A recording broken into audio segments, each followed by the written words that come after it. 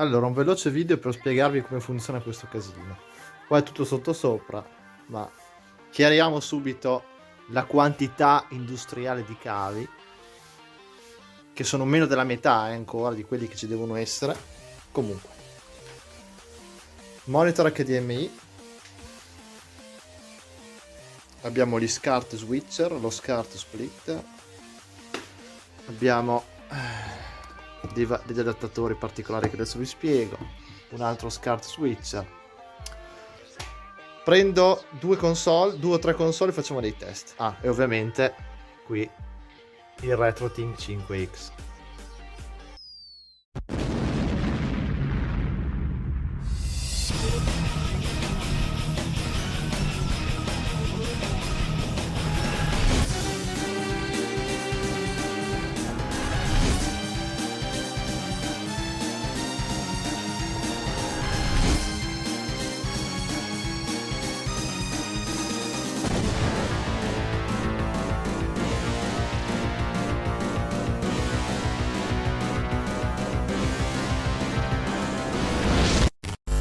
Allora, accendiamo l'UPS. Sega Dreamcast. Attacchiamo alimentazione. Cavo SCART RGB, Retro Gaming Cables, per il Dreamcast, con il selettore 15 31 kHz, che è questo qua, potete vedere, che fa 576i oppure 480p. Questo è il cavo, ragazzi. Ho attaccato dietro il Dreamcast e ora attacchiamo l'altra parte dietro lo SCART switch. Ok, ci siamo, abbiamo collegato tutto, possiamo dare fuoco alle polveri per testare prima di richiudere il setup, in modo che non salti per aria niente. Accendiamo anche l'altro monitor, l'altro TV, scusate. Selezioniamo con il telecomando del RetroTink 5X Pro casettina, selezioniamo SCART RGB, ok, che è venuta la lucina di colore verde del RetroTink 5X. Accendiamo lo SCART switcher e accendiamo il Dreamcast PAL.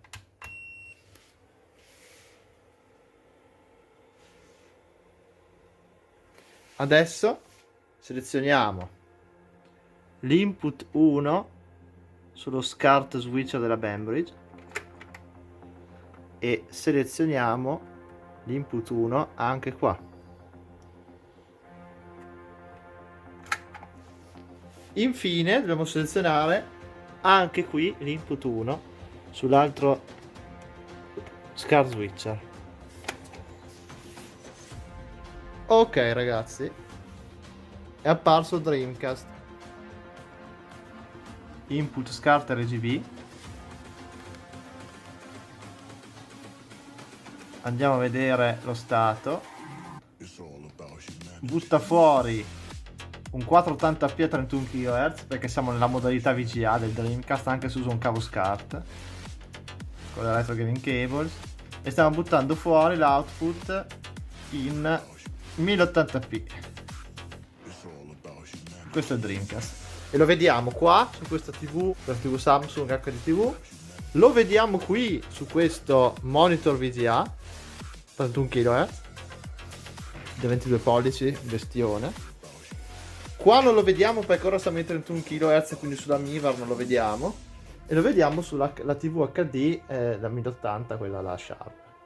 Ok, prendiamo il nostro controller della Dreamcast DC, da Retro Fighters. Poi ovviamente andiamo su gioco,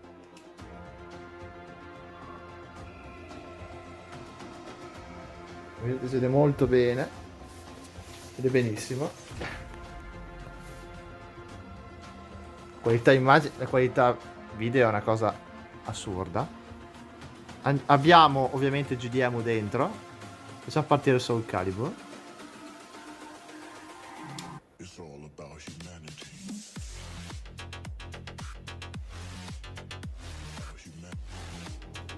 Modalità 60 Hz ovviamente.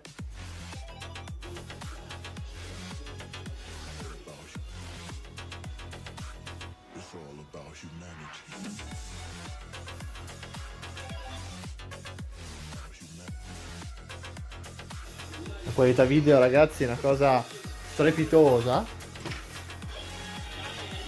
Guardate che roba. Non so se riuscite a vedere i pixel, tutto quanto.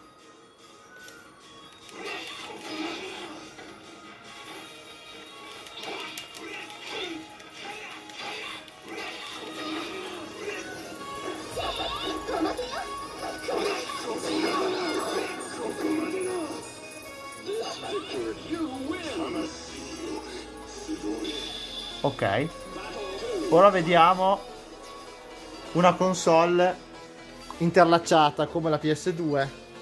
Proviamo il deinterlacciamento. Abbiamo la nostra PlayStation 2 modello FAT, che adesso è impolverata, non farci caso, modificata con l'hard disk SATA da 2 TB, la originale. Abbiamo attaccato l'alimentazione che va alla ciabatta. Ora, ragazzi, per quanto riguarda, ovviamente modificata con FreeMac Boot, come da mia guida sul canale, per la PlayStation 2 abbiamo due opzioni per avere la massima qualità video. Abbiamo o il cavo SCART RGB, sempre della Retro Gaming Cables, che è questo qua, specifico per la PlayStation 2.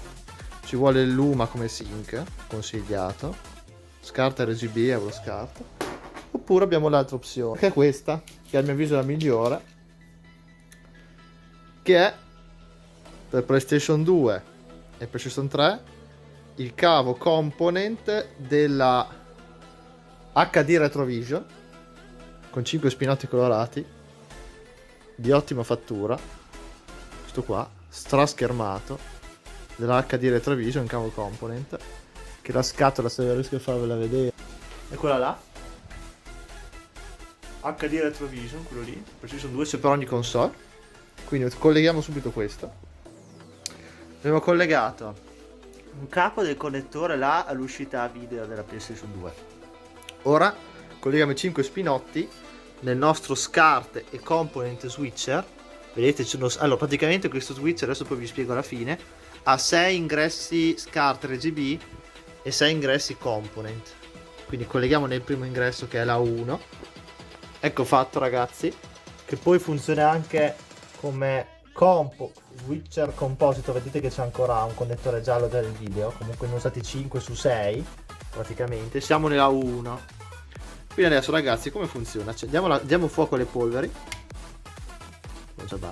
Adesso la vediamo anche sulla Miiver, perché la PlayStation 2 è una console interlacciata, la PlayStation 2, quindi testiamo le capacità di deinterlacciamento del RetroTink 5X Pro. Allora, andiamo subito a selezionare con RetroTink. Andiamo su Input, andiamo a vedere, selezioniamo questa volta non SCART RGB come prima, perché stiamo usando l'ingresso component, o meglio selezioniamo SCART RGB. Adesso vi spiego perché. Io uso sempre SCART RGB come ingresso, sapete perché? Perché come vedete il mio RetroTink ha la porta component libera, perché faccio tutto con lo SCART RGB, molto schermato, bello piatto, vedete, schermatissimo. Adesso vi spiego perché, com'è il collegamento. Così ho semplificato il setup e non ho bisogno di selezionare 1000 input. Siamo sulla PlayStation 2 FAT con hard disk e FreeMac Boot. L'accendiamo. Accendiamo qua davanti. Ok. Abbiamo collegato il cavo component. Il cavo component è alimentata, esce, arriva qua a questo che, ripeto, uno SCART e component switcher. Il component entrano qui. Questo è il primo ingresso, 5 spinotti, 3 per il video, 2 per l'audio. Ci sono 6 input component. io li seleziono da questi tasti, che valgono sia per gli SCART RGB che per i component. Ora siamo nella 1, quindi selezioniamo questo. Quindi se ho uno SCART 1 me lo vede sempre con questo pulsante, se ho un component 1 anche questo me lo vede con lo stesso pulsante. Non posso selezionare uno SCART e un component insieme, cioè o accendo una console SCART nella 1 o una component nella 1, ok? Adesso ci ho acceso solo la PS2 nel component, quindi seleziono l'input 1. Poi dove va? Escono da qui. Questa è l'uscita out component con 5 spinotti, sempre 3 per il video colorati e 2 per l'audio. Questo qua, ragazzi, è il cavo component della Monster THX Certified, che è praticamente è di qualità assurda. Dove va? Dovrebbe andare qua al RetroTink 5X, e invece non ci va perché, come vi ho detto, uso tutto in SCART. Arriva questo adattatore sempre della RetroTink di Mike C, che è alimentato via USB, ed entra qui con i 5 spinotti audio e video component e lo converte in SCART RGB, sempre molto schermato. Questo, ragazzi, si chiama Comp2RGB. Permette di gestire il setup in modo ottimale. Invece di avere 10.000 tipi di connessioni, visto che component e RGB hanno una qualità video analoga, cioè massima nel mondo analogico, insieme al VGA, che è l'altra qualità massima, e questo converte il component in SCART RGB. Quindi tutte le console retro io le gestisco tramite l'input SCART RGB del RetroTink, senza aver bisogno di altro. Quindi tutte le console in SCART arrivano direttamente qua allo SCART switcher, che è questo, e vanno poi al RetroTink, eccetera, e vanno anche ai monitor CRT. Invece tutti i component entrano di qui, questo component switcher, escono i component e poi diventano tutti SCART, perché l'out, i 6 out vanno qui e diventano tutti SCART, e quindi poi a loro volta entrano nella porta, nell'input, sempre SCART. E le console VGA che ho, cioè le console VGA, a dire il vero, sono degli scaler. Per esempio questo, che è uno scaler per la PSP che serve a mettere lo schermo intero. Praticamente esce in VGA perché entra in component della PSP, esce in VGA insieme a un altro VGA che è per il PC, che è di qui, esce in VGA appunto e va qua a questo qua, che è un VGA to SCART alimentato tramite USB, ed esce anche lui in SCART, sempre molto schermato, e quindi a sua volta va qui sempre negli SCART switcher, e quindi arriva allo SCART, ingresso SCART del RetroTink. Quindi io, semplicemente sfruttando la sola porta SCART RGB del RetroTink 5X, io riesco a collegarci qualsiasi cosa, che sia SCART, composito, S-Video, VGA e component. Tutto quanto solo usando quella porta lì. Tutto quanto. Quindi ho snellito di tanto. Non ho bisogno di avere 10.000 switcher e cose varie. Quindi eravamo arrivati qua. Esce in SCART e va in questo altro SCART switcher che mi permette di selezionare tutte le console che sono in SCART già dall'origine, che escono di qui, da questo out SCART, e le altre che invece passano dal Comp2RGB, che sono quelle component che poi vengono convertite in SCART. Quindi selezioniamo la porta 2, che è questa. Questo qua ha 3 input e un output. Poi cosa succede? Esce da qua il segnale, tutti i segnali vanno qua nello SCART splitter, che ha un input e 4 output, quindi quadruplica il segnale. Accendiamolo, e quindi entra lo SCART da cui ci arrivano tutte le console, sia quelle component, sia quelle SCART, sia quelle VGA, che composito, che S-Video, arrivano tutte qui in questo input SCART, e poi viene il segnale quadruplicato, ed esce un out, esce e va qui al RetroTink 5X, che poi converte tutto in HDMI, quindi tutto quanto viene convertito in HDMI e va nelle TV HDMI. Poi un'altra uscita va alla Mivar, che è la CRT, un'altra uscita va alla BVM, che è questa qua, che adesso non è collegata, ma poi quando farò il video definitivo vi farò vedere, e basta, ragazzi, un'altra uscita è libera. Eccoci qua, abbiamo acceso, la PS2 sta andando, ed eccoci sulla Mivar, eccoci sulla TV HD grossa, eccoci sull'altra TV piccolina, come vedete. 1, 2 e 3 là in fondo. E adesso vi faccio vedere anche su questa qua come si può fare. Quindi facciamo partire un gioco, prendiamo il controller. Poi dopo ragazzi farò un video fatto benissimo quando è tutto pronto, perché adesso considerate che ci manca tutto il mobiletto qua, questo qui, con le casse, le console tutte qui. Però il cablaggio qua dietro è finito e funziona tutto quanto, che adesso continuo spiegandovi la parte HDMI, così finiamo questo breve tutorial. Quindi le console in 15 kHz, qui rimane puro in 15 kHz in 576 o la risoluzione nativa della PS2, qua invece viene scalato in 1080p e anche là ovviamente là in fondo. Facciamo partire un gioco soltanto per vedere, vedete sto usando l'hard disk. Facciamo partire Crash Bandicoot di Cortex, per dire. Facciamo partire. Tutto senza ritardi, qualità assurda ragazzi. Qualità assurda. Col motion di interlacing del RetroTink 5X. Tutto assurdo. Viene tutto convertito in HDMI. Ma ovviamente sui tubicatori ci rimane tutto CRT puro, SCART RGB. Tranne questo che è un monitor VGA, che però io uso un adattatore da HDMI a VGA, adesso vi faccio vedere, che va in 480p questo, però regge anche il 1080 ragazzi, non si sa come faccia, ma ecco qua lo sbandico di Cortex. Guardate che ragazzi la qualità è assurda, cioè i pixel sono stranitidi, una cosa... Cioè altro che l'OSC ragazzi è buono, però per le console già in progressivo sì, ma per le console il bob di interlacing dell'OSC sebbene sia buono ragazzi qui non c'è storia, c'è il motion di interlacing e tutta un'altra cosa. Ok, adesso guardate che roba, non fate caso alle righe. Adesso spengo la PS2 un attimo, vi faccio vedere sull'altro schermo come funziona. Spegniamo la Miva perché sennò consuma troppo. Spegniamo la Miva. Accendiamo il monitor VGA. Perché qua ragazzi il 1080p lo regge. Lo regge, ma bisogna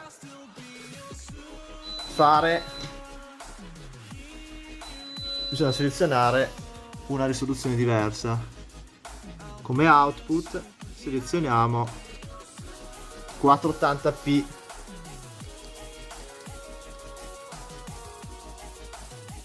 ed ecco che la magia avviene, perché questo monitor ragazzi è un 480p. Infatti vedete che sull'altra TV l'immagine è molto piccola perché ora siamo in 480p, però ovviamente posso dalla TV zoomare, ma ragazzi qua lo gioco in 1080. Però se voglio giocarlo in progressivo, cioè su un monitor CRT VGA, lo posso giocare qua in 480p. Però devo selezionare 480p perché altrimenti ovviamente il 1080 non me lo regge. Cioè lo regge ma rimane, lo scala alla cazzo. Però voglio fare vedere la qualità. Se voglio fare vedere la qualità siamo sempre ad hard disk con il FreeMac Boot. Cioè guardate i caricamenti come sono veloci. Guardate ragazzi la qualità. Una cosa assurda. Guardate. Cioè questa è la PS2 proprio con qualità assurda. Colori assurdi, tutto incredibile.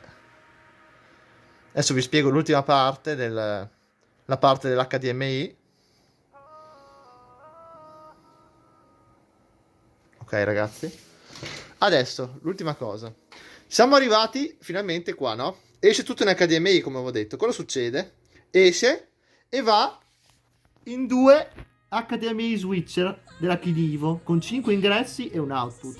Prima vanno tutti qua e qua ci va il RetroTink, quindi tutte le console vecchie, SCART, component VGA che vengono convertite in HDMI. Vanno tutte qua e c'è il RetroTink, la PS3, l'Xbox 360, la Wii U, l'Evercade che è Versus, che è quella console là, l'altra Xbox 360 perché non ha modificata RSH, il PC, tutte le HDMI vanno qua, tutte le console HDMI, esce l'output e va in quest'altro, così ho più spazi HDMI, perché dopo tutto va secondo un unico HDMI. L'output di questi 10 HDMI esce, dopo questi due switcher qua, esce e va a quello HDMI splitter che divide il segnale da un HDMI, ne ottieni due. Quindi esce, uno torna indietro lungo un cavo HDMI e va al mio monitor secondario da PC, che è questo, dove io mentre durante le live posso vedere tutto quanto. Qui vedo la cattura e qua invece vedo proprio l'immagine come la console, che qua poi c'è la scheda di cattura, questa qua che è la Vermedia, che va in tutto in 1080, fa streaming e cattura, mi permette di fare YouTube e tutto il resto, ok? E va alla TV qua. L'altro va in un altro HDMI splitter che poi esce e va alla TV qui, un unico HDMI. L'altro torna indietro, va al monitor VGA che appunto arriva con l'HDMI e c'è il convertitore da HDMI ai VGA, e riesco a vederlo anche su questo, ragazzi. Così io riesco a vedere tutte le console su ogni cazzo di monitor e riesco a farci live streaming e tutto quanto alla massima qualità possibile, usando il minor numero di connessioni possibili. Alla prossima e ci vediamo, ragazzi. E questo è solo un assaggio.